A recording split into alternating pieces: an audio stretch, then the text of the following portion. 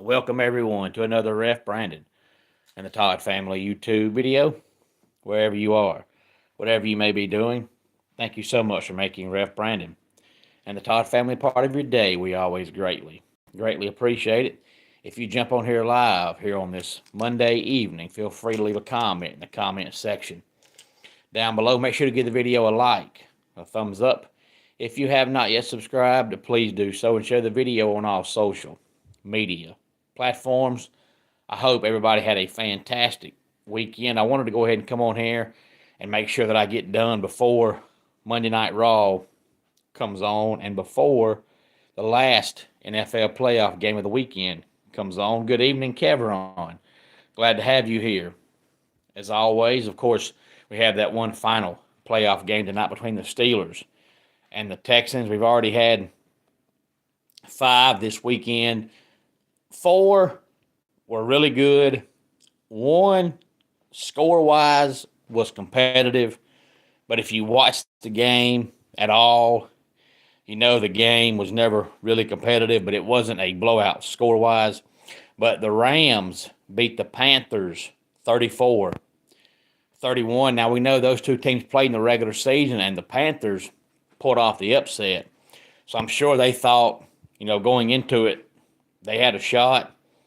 But the way the game started, you thought this is going to be a blowout. But the Panthers came back, and the game came down to the very, very, very end. But the Rams pull out the field goal victory. Now, the Bears and Packers, if you only watched the fourth quarter, then you saw the majority of the action, at least from the Bears side. But if all you saw was the score, you'd have thought the game was back and forth the whole way, but it was not. Now, the Bears win at 31-27, but the Packers left 7 points on the board.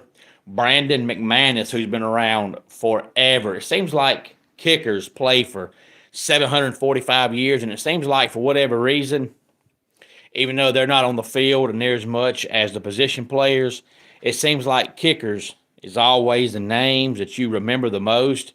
And every time you hear him, you're like, man, that guy's still playing. But Brandon McManus seems like he played 20 years for Denver, and he's played 15 years for Green Bay. He'll probably be trying to find some work now in the offseason because he had a good year, but he left 7 points on the board Saturday, and they lost by 4, so those 7 points were crucial. But he missed 2 field goals and an extra point. Hey there, 7186. Glad to have you here, and I think it's the first time I've seen your name in the comments section. If it is your first time being here, feel free to leave a comment in the comment section. Down below, make sure to give the video a like, a thumbs up, and if you have not subscribed, please do so and share the video on all social media platforms. Tell your friends, tell your family all about the channel, and make sure you share the video on all social media platforms. Now, Brandon McManus, his 2 missed field goals, I think, were 44 and 56. So one was, 40 plus, one's 50 plus. So both are long field goals. But this day and time, you see kickers make 56-yard field goals on a regular basis. So the Packers are probably pretty upset about him missing those 2 field goals, but it's not like he missed from 21 and 27. But he missed 2 field goals and the extra point. But going to the fourth quarter, it was 21-6 Green Bay, so it looked like those kicks didn't matter. And then the Bears scored 25 points in the fourth quarter to win the game. The Bills in the early game yesterday beat the Jaguars 27-24. And the late game last night is the one so far that's not score-wise blowout, but competition-wise, competitive-wise, the game was never close, and that was the Patriots beating the Chargers 16-3. The game was close because the Patriots didn't have much on offense, but they didn't need much on offense because the Chargers had no answer for the Patriots' defense. Justin Herbert was sacked 6 times, but it seemed like every time he went back to pass, he had no shot. Now, if Justin Herbert's not careful, he's going to start being the next quarterback that people say can't win in the playoffs. Now, he's 0-3 now in the playoffs, but even coming out of college When he was at Oregon, everybody said, "Oh, Herbert puts up big numbers until the game matters and he can't win." But of course, at Oregon, that's been the case with every quarterback because they're a playoff team or a championship team every year, and then they get there and they lose. So far, no Oregon quarterback has won a big game. But Herbert's now 0-3 in the playoffs. Now, yesterday, even though he's the quarterback, he'll take blame for it. He had no shot. But if you recall, last year, he threw, I want to say, 3 interceptions the entire regular season, and then he threw 4 in the Chargers' playoff loss. So he threw more picks in one game than he threw the entire regular season. So last year, you can blame it on Herbert. Yesterday, you can't, but he's the quarterback, so he'll take blame. If he's not careful, he'll start being the next quarterback that you hear people say can't win a meaningful football game. And then the late afternoon game yesterday, the 49ers beat the Eagles 23-17.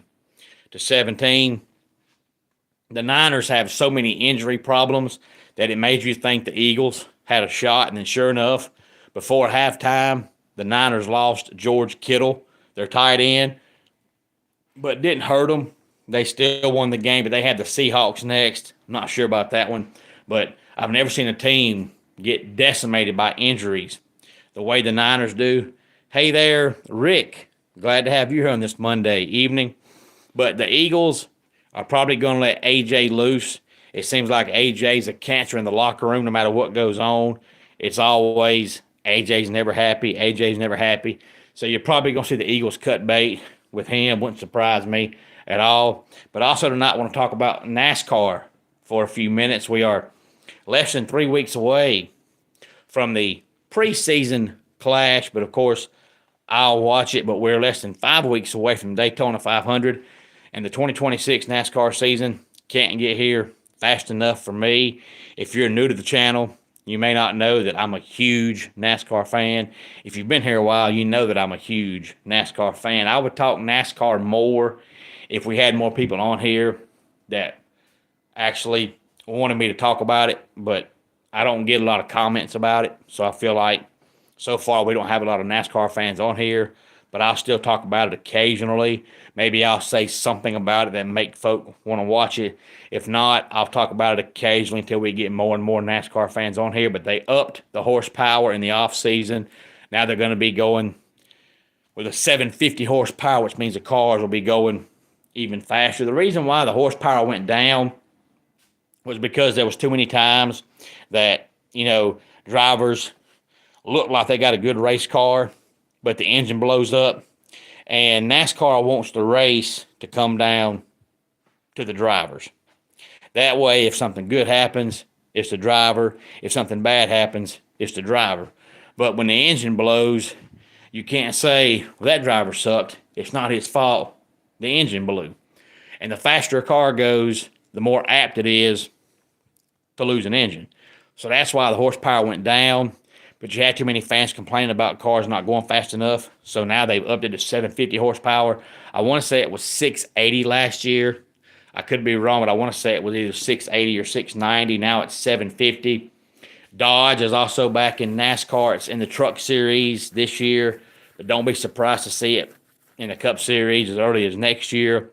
They brought North Wilkesboro back a couple years ago as the All-Star race. But now North Wilkesboro is going to be on the schedule as a points race. And North Wilkesboro was around back in my younger days as a racetrack they went to once or twice every year. Rockingham is back this year in the Truck Series, in the O'Reilly Series. Don't be surprised to see it back in the Cup Series in a couple of years. NASCAR says they're going back to the roots, and it looks like they're slowly but surely doing that by bringing North Wilkesboro back, making the cars go faster, bringing Rockingham back, bringing Dodge back. And then today they changed the points system. It's not back to the way it was back in the 90s where it was just one long season, one race through 33, 34, how many races it was. Now it's 36 races. They're still going to have a playoff because you can't go back to the old way, because back in those days when you had no playoff, it was just one long season. By the time the final race comes around, you've only got 2, at the most 3 guys that have a shot to win the championship. So then come time for the last race, the only folks that watch that race are the fans of those 2 or 3 drivers, because outside of those 2 or 3 drivers, the race is pointless because you can win the race and you still don't win the championship. So they're never going to go back to that, but they're going to go back to the way the chase was before the playoff format. There's going to be no more eliminations. It'll still be a 26 race regular season, and then there'll be a 10 race playoff. It'll be the 16 playoff drivers, 10 races, and whichever driver gets the most points in those 10 races will win the championship. I think that's the only fair way to do it, because you need a playoff. You can't be the only professional sport that doesn't have a playoff. You've got to have one. I think 16 drivers is plenty, and I think 10 races is plenty with no eliminations, because the only bad part about the eliminations was, yeah, you went from 16 drivers down to 12, down to 8, down to 4, and the final race you still had 4 guys that could win the championship.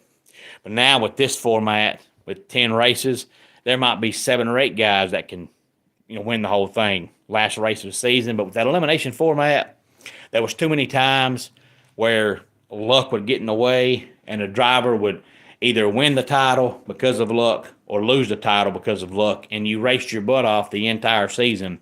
And then because of one bad race, you lose the championship. Like last year, if you didn't watch the finale, I'm not a Denny Hamlin fan, and there's been a lot of years that Denny Hamlin had the championship won, and Denny Hamlin loses it because he done something wrong. Last year, Denny Hamlin did nothing wrong. He dominated that race, and he was going to win the last race and win the championship. And with 3 laps to go, a caution comes out, and Denny Hamlin's crew chief decides to go with a 4-tire pit stop, even though there's only 3 laps left. So Denny comes down, does what he's asked, gets a 4-tire change, goes back out, doesn't win the race, finishes, I believe, 6th, and Kyle Larson won the championship. So Denny Hamlin wins 6 races during the year, is the most dominant driver last race of the season, and then loses championship because a caution comes out and his crew chief says, hey, let's take 4 tires. If that caution doesn't come out, Denny wins the race and the championship. But even if Denny Hamlin's crew chief says, hey, let's take 2 tires, Denny probably wins the race and the championship. But he goes from 1st back to, I think, 8th on the restart. And you're not going from 8th to 1st or 2nd in 3 laps that quick at that racetrack. So Denny loses the championship on no fault of his own. And most people can't stand Denny Hamlin. He's probably the most hated driver in NASCAR, which there's reasons why people hate him, and I'm not a Denny Hamlin fan. But that right there is bad to see. So I think that let NASCAR know we've got to change this. We can't let these guys race their butt off all year long and then bad luck cost them a championship. Now you've got 10 races. So if you have one bad race in the first 8 or 9 races, it's probably not going to cost you a championship. But if it does, it'll cost you a championship before the final race of the season.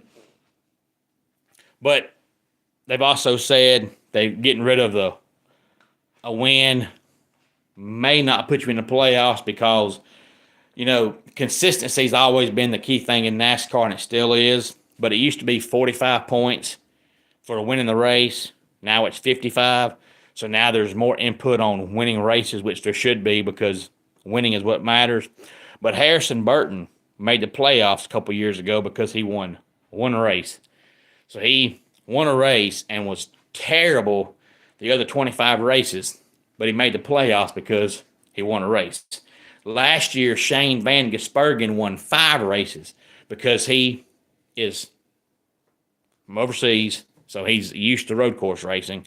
So he dominates road course races. He won 5 road course races, and he made the playoffs on those 5 wins. But outside of those 5 wins, he didn't have a single top 10 the rest of the year.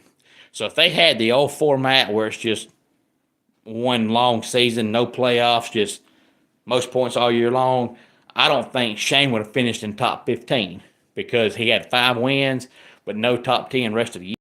So now they're saying a win doesn't necessarily mean you make the playoffs. It's all about consistency, which it should be.